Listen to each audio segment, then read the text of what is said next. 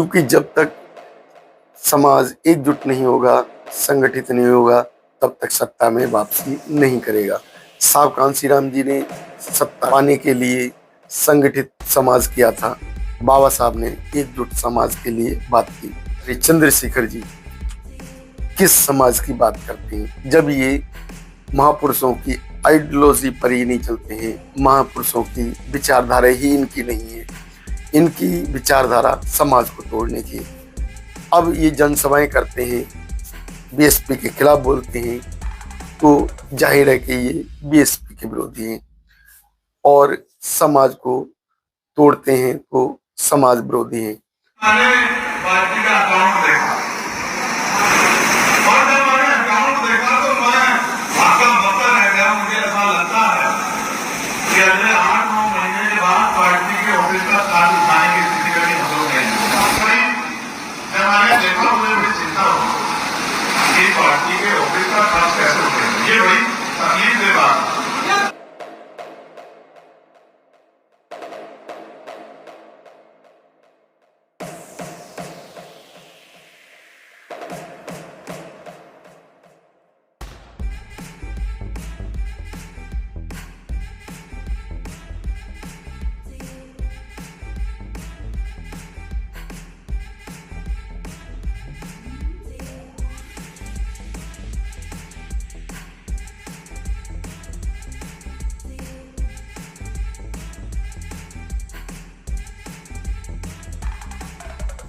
सभी साथियों को जय भीम, जय भारत। मैं अरुण कुमार, आप देख रहे हैं अम्बेडकर प्राइम चैनल। चंद्रशेखर जी की जनसभा, चंद्रशेखर जी की जो जनसभा थी, उस जनसभा में दलित वर्ग इकट्ठा हुआ। और दलित वर्ग की बात की जाए तो SC ST OBC और मुस्लिम, आज जो है हमारे समाज में जो दो पार्टियां हैं, वो दोनों पार्टियां किस तरीके से काम कर रही हैं। क्या लोग जांचने परखने जाते हैं कि हमारे समाज की पार्टियां कैसे काम कर रही हैं। अगर बात की जाए तो इस जनसभा में चंद्रशेखर रावण जी ने दो अपने विचार रखे।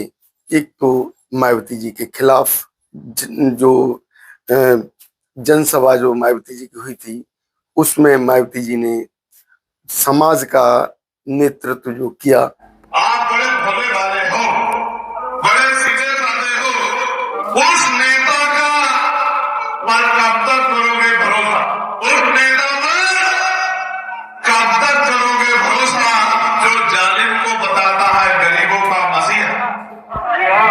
समझे नहीं समझे? उस नेता पे कब तक करोगे भरोसा जो जालिम को बताता है गरीबों का मसीहा, जो कहता है कि हम सरकार के आभारी हैं, उस सरकार के आभारी हैं जिस सरकार ने हमारे लोगों की खान खींच ली, जिस सरकार ने हमारे अधिकारी कर्मचारियों को उनके आंसू धोने का काम मजबूर किया, जिस सरकार ने हमारे घरों में बुलडोजर चलाया, सरकार ने हमारी मस्जिदों को, दरगाह को, खानगाहों को, धार्मिक स्थलों को फतेहपुर में और कोई आंदोलन करने आया तो लाख लोग से पीट के जेल में भेजने का काम किया, जिनके राज में आपके भाई के बदन पर 5-5 गोली चली, खून की होली खेली गई, और जिनके राज में 2 अप्रैल 2018 में हमारे लोगों को पीट पीट कर लाते मार मार कर जेल में बंद कर दिया गया, और नाथजी के आंदोलन में माथे पर सर पे गोली चला के मुस्लिम भाइयों का असहाय किया गया, उस सरकार को कहते हैं कि बहुत बहुत धन्यवाद।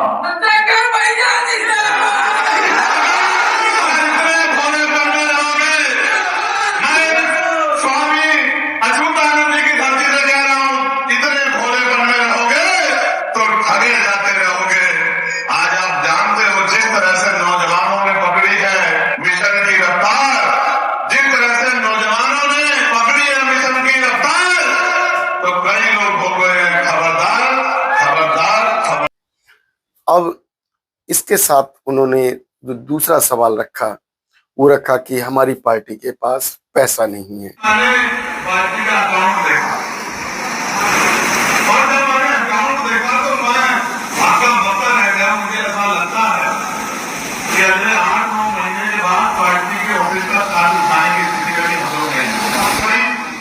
जब मैंने देखा मुझे बड़ी चिंता हो कि पार्टी के ऑफिस का खर्च कैसे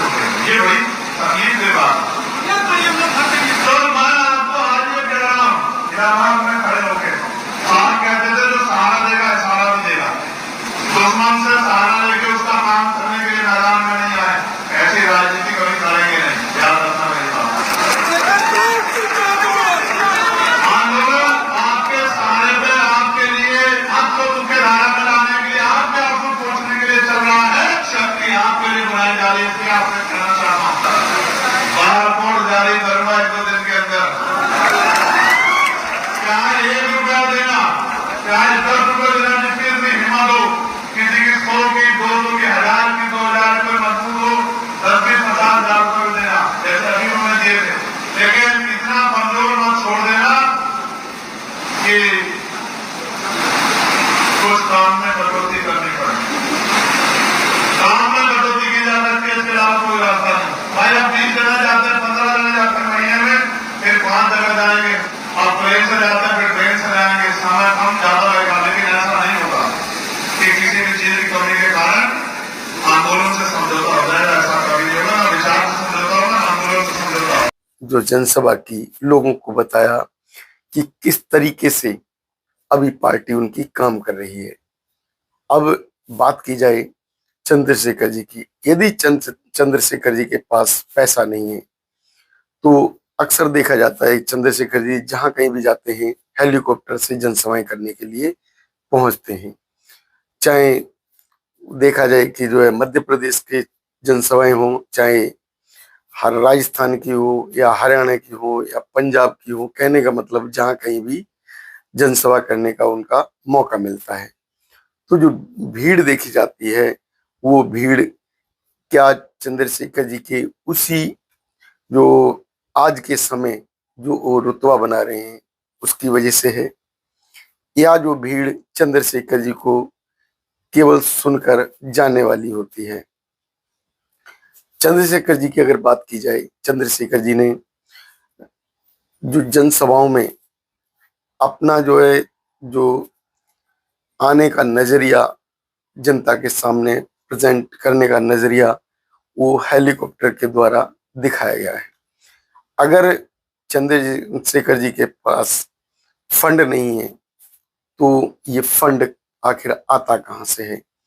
क्या चंद्रशेखर जी को ये जो हेलीकॉप्टर की यात्राएं जो वर्तमान सरकार कराती है, क्या चंद्रशेखर जी को जो हेलीकॉप्टर की यात्राएं जो अभी आरएसएस कराती है, या चंद्रशेखर जी को जो है ये जनसभाएं आयोजित करने के लिए जो फंड कांग्रेस या समाजवादी देती है? चंद्रशेखर जी ने जिस तरीके से अपनी जनसभा में कहा कि मेरे पास चुनाव के लिए फंड नहीं है, अभी आने वाले चुनाव हैं और उस समय उन्हें फंड की जरूरत होगी, तो उन्होंने समाज के सामने किस तरीके से फंड की डिमांड की, और वो जो फंड की डिमांड की वो मैं आपको बताता हूं। उन्होंने जो जनसभा में जो जनता से जो फंड मांगा, 10 रुपए, 20 रुपए, 50 रुपए, 100 रुपए, 200 रुपए, 500 रुपए या 1000 रुपए, 10,000 रुपए, इस तरीके के उन्होंने फंड की डिमांड की कि उन्हें जो पार्टी के लिए फंड की जरूरत होती है और वो फंड उनके अकाउंट में नहीं है। अगर उनकी अकाउंट को देखा जाए, अगर उनकी बात को समझा जाए, तो उनका कहने का जो नजरिया है सीधा सीधा कि उनका अकाउंट खाली है और खाली अकाउंट से वो चुनाव कैसे लड़ेंगे। अगर उनके अकाउंट में फंड नहीं है तो उनके जो हेलीकॉप्टर यात्राएं, जो हेलीकॉप्टर लेकर चंद्रशेखर जी जनसभाओं में जाते हैं, किसी आयोजन में जाते हैं, तो एक बार के हेलीकॉप्टर का जो किराया कई कई लाख रुपए होता है। अगर कई लाख की बात की जाए तो 10 लाख से ऊपर का उसका किराया होगा। तो अगर उनके पास फंड ही नहीं है, उनके पास उनका जो अपना अकाउंट है, पार्टी अकाउंट है, वो खाली है, तो इस तरीके की जो हवाई यात्राएं जो उनकी होती हैं, हेलीकॉप्टर यात्राएं उनकी होती हैं, उसमें फंड आखिर कहाँ से मिलता है? कौन देता है उनको ये फंड? अगर उनके अकाउंट खाली है, उनकी जो इस तरीके की जो मंच पर बयानबाजी हुई, जैसा कि उन्होंने अपने मुंह से ही बोला कि उनके अकाउंट खाली है, तो इतना जो खर्चा करने के लिए अभी तक जो है जितने भी हमने देखे हैं, चाहे वो चुनावी रैली हो या चुनावी सभा हो या जनसभा हो, जहाँ कहीं भी चंद्रशेखर जी हेलीकॉप्टर से गए तो वो हेलीकॉप्टर की यात्रा का किराया किसने दिया? जब अभी 7-8 साल होने के बावजूद अगर चंद्रशेखर जी का अकाउंट खाली है, अगर इतना समय बीतने के बाद, उनकी पार्टी बनने के बाद उनका अकाउंट खाली है, तो उनके अकाउंट में जो पैसा ना होने की वजह से क्या ये वर्तमान सरकार, क्या आरएसएस, क्या कांग्रेस, क्या समाजवादी पार्टी ये फंड देती हैं? क्या उनको हेलीकॉप्टर यात्राएं करने के लिए ये पार्टियां उनको फंड उपलब्ध कराती हैं? क्या ये समाज के विरोधी हैं या क्या समाज के समर्थक हैं? बहन मायावती जी पर इन्होंने आरोप लगाए, बहन मायावती जी पर समाज विरोधी आरोप लगाए, और समाज विरोधी आरोपों की अगर चर्चा की जाए तो चंद्रशेखर जी ने बहन जी को बदनाम करने में कोई कसर नहीं छोड़ी। जहां कहीं भी उनकी सभा होती है, वो समाज के सामने बीएसपी को बदनाम करते हैं, जिससे कि बीएसपी का वोट बैंक कम हो, और बहन जी को बदनाम करने की कोशिश करते हैं जिससे बहन जी बदनाम हो। तो जो समाज के सामने जो चंद्रशेखर जी का ये चेहरा निकल कर आता है, क्या ये समाज का वो चेहरा है जो समाज को एकजुट करना चाहता है? क्या चंद्रशेखर जी का समाज के सामने वो चेहरा है जो समाज के समर्थन में है? क्या समाज का वो व्यक्ति जो साहब कांशीराम जी के विचारों पर चलने की बात करता है, वो व्यक्ति मायावती जी की बुराइयां क्यों करता है? यदि साहब कांशीराम जी ने किसी तरीके से बुराई नहीं की, साहब कांशीराम जी ने जो पार्टी बनाई थी उस पार्टी में चंद्रशेखर जी नहीं है, उस पार्टी में कहीं से कहीं तक उनके जीवन का कोई भी एक वीडियो फोटो भी नहीं है, कभी बीएसपी के नाम का कहीं उनके जीवन का कोई एक झंडा का फोटो भी नहीं मिलेगा। तो ये चंद्रशेखर जी किस विचारधारा की बात करते हैं? क्या चंद्रशेखर जी समाज को तोड़ने की बात करते हैं? क्या चंद्रशेखर जी समाज को गुमराह कर रहे हैं? क्या चंद्रशेखर जी समाज के विरोध में काम कर रहे हैं? क्या चंद्रशेखर जी नहीं चाहते कि समाज एकजुट हो, समाज जो है एकजुट होकर सत्ता हासिल करे, और समाज के जो है एक न्याय की व्यवस्था उसकी मिलनी जो चाहिए उसे मिले? चंद्रशेखर जी के द्वारा जो ये बयानबाजी की जाती है समाज विरोधी, समाज को भड़काने की, बीएसपी के खिलाफ, क्या इस तरीके की बयानबाजी होनी चाहिए? यदि ये देखा जाए कि चंद्रशेखर जी जो कि इस तरीके की बयानबाजी भी करते हैं और समाज को एकजुट करने की बात करते हैं, तो क्या ये चंद्रशेखर जी वो बीजेपी के एजेंडे पर काम कर रहे हैं? क्या ये बीजेपी के समर्थक हैं, आरएसएस के समर्थक हैं, या कांग्रेस या समाजवादी के समर्थक हैं, जो नहीं चाहते कि समाज एकजुट हो और सत्ता में आए, सत्ता में आकर अपने हक अधिकार लेकर कार्य करे? ये तो सभी जानते हैं कि जो लोग आज भीम आर्मी आजाद समाज पार्टी के साथ खड़े हैं, शायद वो बीएसपी को वोट ना करें। अगर बीएसपी को वोट नहीं किया तो सरकार तो किसी की नहीं बनेगी, क्योंकि जब तक समाज एकजुट नहीं होगा, संगठित नहीं होगा, तब तक सत्ता में वापसी नहीं करेगा। साहब कांशीराम जी ने सत्ता के पाने के लिए संगठित समाज किया था, तो ये जो साहब कांशीराम जी के विचारधारा को लेकर आना चाहते हैं, ये किस समाज की बात करते हैं, किस विचारधारा की बात करते हैं, किस साहब कांशीराम जी की विचारधारा को मानते हैं। ये बाबा साहब के अपने विचारक को रूप में प्रस्तुत करते हैं। बाबा साहब ने कभी समाज को बिखरने के लिए नहीं कहा। बाबा साहब ने एकजुट समाज के लिए बात की।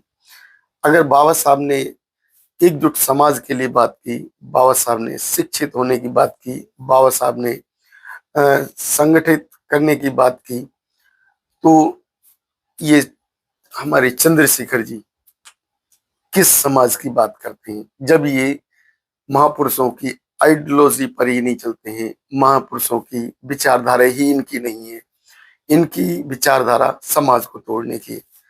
अब ये जनसभाएं करते हैं, बीएसपी के खिलाफ बोलते हैं, तो जाहिर है कि ये बीएसपी के विरोधी हैं और समाज को तोड़ते हैं तो समाज विरोधी हैं। आप लोगों की क्या राय बनती है हमारी वीडियो पर बताएं। यदि आप लोग हमारी वीडियो से सहमत हैं तो वीडियो को शेयर करें। यदि आप लोग हमारे चैनल पर नए हैं तो चैनल को सब्सक्राइब भी करें। नमो बुद्धाय, जय भीम साथियों।